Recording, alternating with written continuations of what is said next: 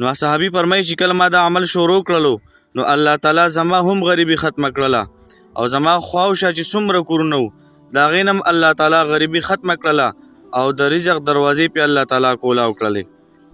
نن د نبي علیه صلات وسلام یو داسې وظیفه خیمه چې دا وظیفه تاسو شروع کوئ نو د هغې په وجه سره به الله تعالی ستاسو د کور نه یوازې غریبي نه ختموي بلکې د دې وظیفې په برکت سره ستاسو چم ګاونډ کې چې څومره کورونه وي د هغې نه به الله تعالی فقر په هغه ختمه کړي غریبي به ترې الله تعالی ختمه کړي.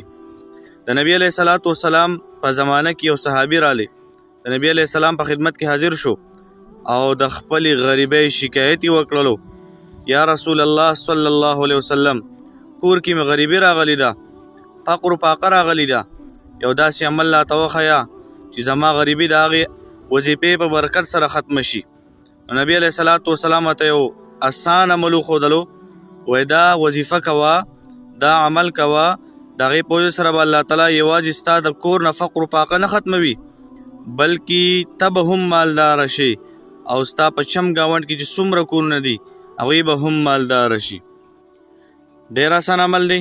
وایي کله چې ته کور ته ننوځې نو سلام کوه السلام علیکم ورحمت الله وبرکاتو. که په کور کې څوک موجود وي او که موجود نه وي خو سلام کوه. نو چې کور ته ورننوځئ سلام کوئ السلام علیکم ورحمت الله وبرکاتو. که په کور کې څوک موجود وي او که موجود نه وي دا د نبي علیه صلات وسلام طریقه ده.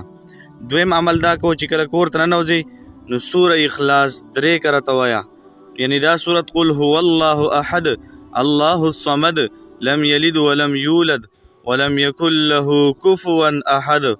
نو دا صحابي وایي چې کله ما دا عمل شروع کړلو نو زه دومره غټ مالداره شومه چې زما د مالدارۍ د وجې نه زما خواوشا چې څومره کورونه وو په هغوی باندې الله تعالی د رزق دروازې کولاوي کړي.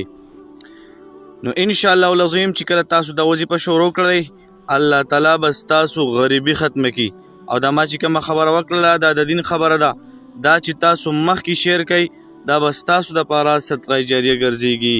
دا ویډیو ورسره د ثواب په نیت باندې شیر کړئ. جزاک الله خیره.